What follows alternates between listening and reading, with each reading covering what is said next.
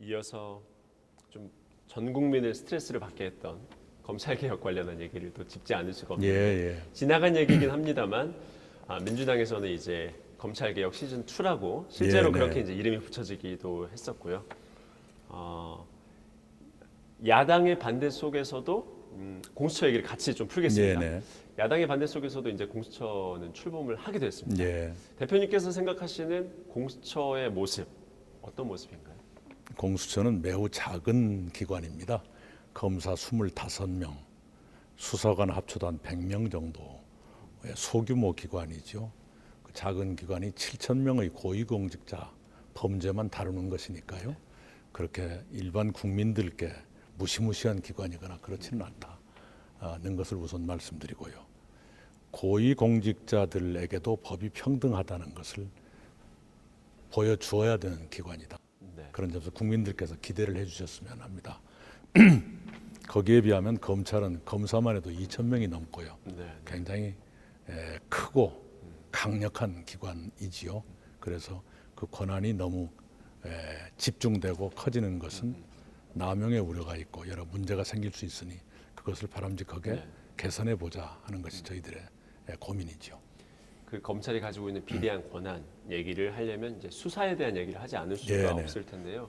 네. 근데 최근에 수사 중에서는 주목받는 게 이제 원전 수사지 않습니까? 네. 근데 지금 원전 수사는 계속 진행이 되고 있는데 일부에서는 논란이 있는 게 과연 이 대통령의 정책을 가지고 수사를 하는 게 맞는 것이냐 이런 지적들이 네. 있어요. 이 부분에 대해서 어떻게 생각하시나요? 그런 우려가 있죠. 그리고 저희 민주당도 그런 우려의 시선을 아직 거두지 못하고 있습니다. 단지 검찰은 그런 정책까지 수사하는 것이 아니고 아주 특정한 그 법 위반, 위법 소지가 있는 것만 들여다보고 있다라고 말하고 있으니까요. 지켜보고 있습니다. 그 말씀을 대표님께서는 좀 믿어주시는 아하. 중인가요? 아니면 그렇지는 않으신가요? 조심스럽게 지켜보고 있습니다. 예. 윤석열 검찰총장에 대한 이야기로 자연스럽게 한두 가지 짚어야 될 것 같은데요. 네. 그 추미애 법무장관 열심히 검찰 개혁 선두에 서서 일을 해 오셨지만 네. 지금의 검찰 개혁 이슈가 이제 언론의 탓도 있습니다만 그 추미애와 윤석열 두 사람 간의 갈등으로 이제 비화가 예. 됐고 네. 이게 지금 거의 1년을 내내 국가적으로 예. 모든 에너지를 다 소모하면서 여기까지 왔는데 네. 너무 추 장관이 이 개혁의 드라이브를 윤석열 검찰총장 때리기에 너무 과하게 몰두해서 이런 결과가 나온 것은 아닌지 이 부분에 대해서는 어떻게 생각하십니까? 네, 그 대통령께서 사과를 하셨을 정도니까요. 몹시 안타깝게 됐죠. 네. 추 장관의 그 윤석열 검찰총장에 대한 징계까지 이어지는 과정에서 추 장관이 보였던 행동과 결정들 이런 거에 대해서는 좀 어떻게 네, 평가하세요? 그러니까 아까 말씀드린 대로 대통령께서 사과하실 정도가 됐다. 예. 는 것으로 저의 답변을 대신할게요. 네네. 윤 총장은 대선 후보 지지율 조사에서 빼달라는 말을 계속 하지 않고요 있어서 예. 계속 지금 지지율에 집계가 되지 않고 있습니까? 대통령 선거에 뛰어들 걸로 보십니까? 그거야 본인 말고 누가 알겠습니까? 예. 그래도 뭐 수십 년째 이제 정치를 하고 계시니까 대표님께서 감이 있으실 거잖아요. 그 대표님만의 그런 감으로 짚어보자면 어떤 행보를 보일 것 같으세요? 글쎄요. 7월 임기까지 다 채우시겠다고 말씀하고 계시지 않습니까? 예. 그러면 대통령 선거까지의 기간이 짧을 텐데 만약에 출마하신다면 굉장히 이례적인 일이 되겠죠. 물리적으로는 사실 쉬운 시간은 아닌가요? 7월에 나와서 도전한다고 했을 때요. 글쎄요. 네, 그거에 또 본인이 특별한 의지를 갖고 계신다면 모르지만 일반적으로는 드문 일은 아니죠. 지금 보이는 행보는 정치적인 행보를 보이고 있다고는 생각하시는 거죠? 예, 뭐 언급하지 않겠습니다. 네. 이 질문은 뼈아픈 질문이 될 수도 있을 네. 것 같은데 이 이른바 추윤 갈등 국면에서 대표님께서 추미애 장관의 뭐 입장이라고 하면 표현이 좀 예. 그렇겠습니다만 어쨌든 윤석열 검찰총장이 잘못했다라고 네, 하는 네. 부분에 같은 목소리를 내오셨고 예. 최근에 여론이 좀 강성 지지층, 민주당 강성 지지층에서 대표님에 대한 호응도가 좀 높아졌다고 할까요? 그런 반면에 오히려 또 중도층, 원래 대표님의 또 아주 넓은 예. 지지층은 중도층이었지 않습니까? 근데 예. 중도층의 지지를 또 좀 잃어버린 게 아니냐 이런 지적들이 있습니다. 그게 어떻게 보시나요? 예, 개인적인 계산으로 어떤 일을 하고 있지는 않습니다. 어떤 문제가 생겼을 때 집권당의 대표로서 어떻게 해야 되는가, 당은 어떤 위치를, 어떤 입장을 취해야 하는가 그런 생각을 했지요. 네. 네. 그러나 결과가 썩 좋지 않았던 것은 굉장히 안타깝게 생각합니다. 중도층의 지지를 조금 잃어버린 면은 있었던 것 같다고는 생각하시나요? 그 개인적인 얘기가 아니라 당으로서 그 국면에 정부와 같은 입장을 취했달까요? 정부의 네. 입장을 지원하는 예. 처지였다는 것은 사실이죠. 입니다. 네. 재보궐 이야기를 계속 이어가겠습니다. 야권 여론조사에서는 지금 서울시장 후보 중에 안철수 후보가 여러 여론조사에서 1위로 나타나고 있습니다.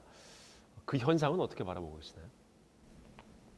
네, 뭐 언론이 짐작하는 그 요인과 제가 생각하는 요인이 다르지 않을 겁니다. 네. 안철수 후보가 야권의 단일 후보는 될 수 있을 거라고 보시나요? 그것 좀 지켜봐야 알겠습니다. 몇 가지의 그 고비도 있을 수 있겠지요. 네. 만약에 야권의 단일 후보가 된다. 예. 그러면 네. 선거 판세는 어떻게 전망하세요? 기본적으로 이번 재보궐 선거는 그 저희들로서 쉬운 선거가 아니죠. 네. 서울과 부산 비교하자면 뭐 당연히 둘 다 어려운 선거입니다만은 좀 어떻게 보고 계세요? 예. 여론조사를 보면 부산이 조금 더 어려운 것으로 나오죠. 네.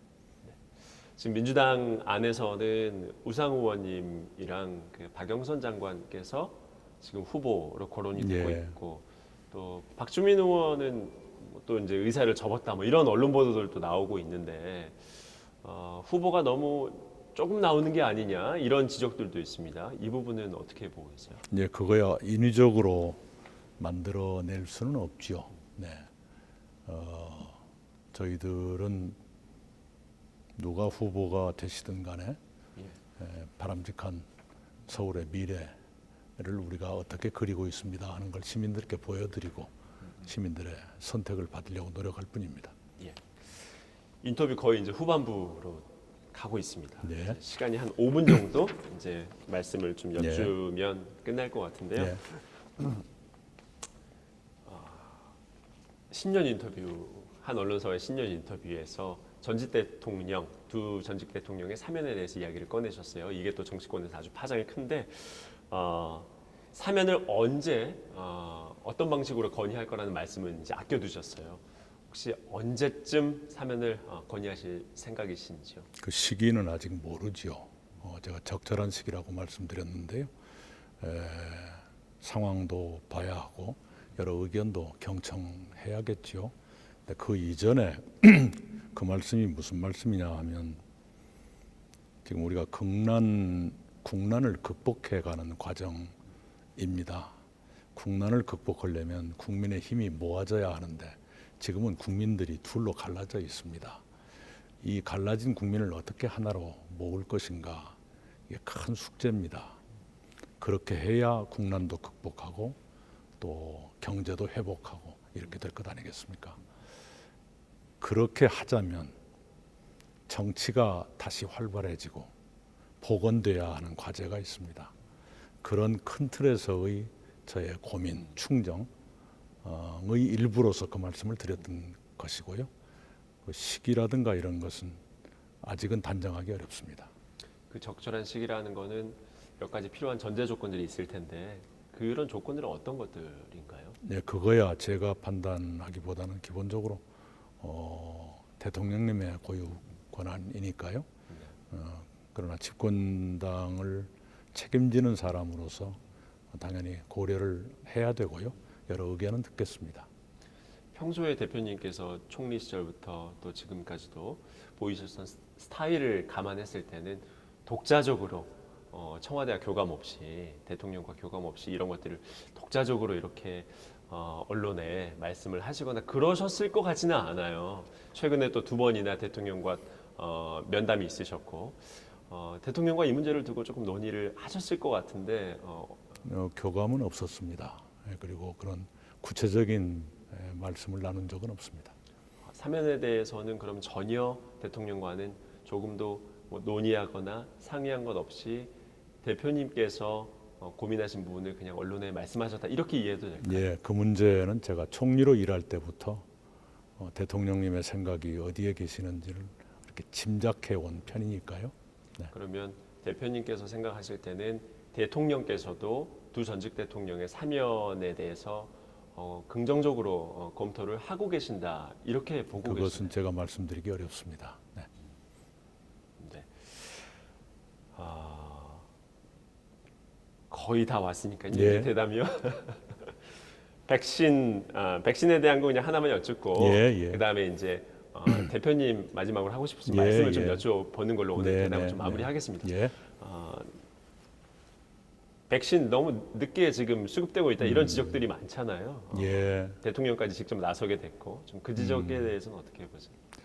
국민의 입장에서는 그런 아쉬움을 갖는 것은 이해합니다만은 정부로서는 작년 4월부터 백신 개발 또는 도입을 준비해 왔고요. 정부 입장에서는 따져봐야 될 게 이것저것 있었을 겁니다. 그것을 건너뛰고 늦었느냐 말았느냐만 가지고 따지는 것은 조금 현실과 맞지 않다 생각하고요.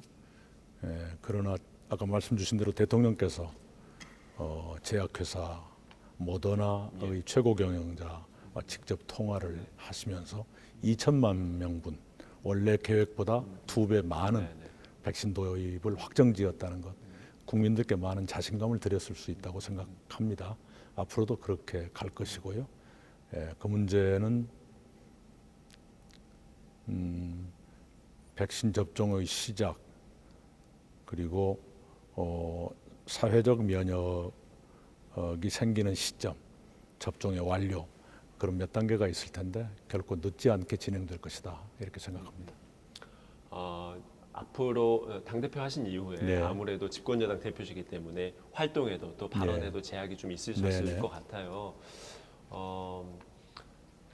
국민들은 근데 이제 이낙연 대권 후보가 던지는 그런 국가 비전, 방향 이런 것들을 기다리고 있을 텐데요.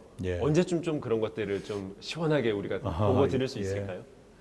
그 동안에는 제가 집권당의 대표라는 직분에 충실하고자 노력을 했습니다. 그리고 개인 플레이를 해서는 안 된다고 생각했지요. 근데 이제 새해가 됐으니까요.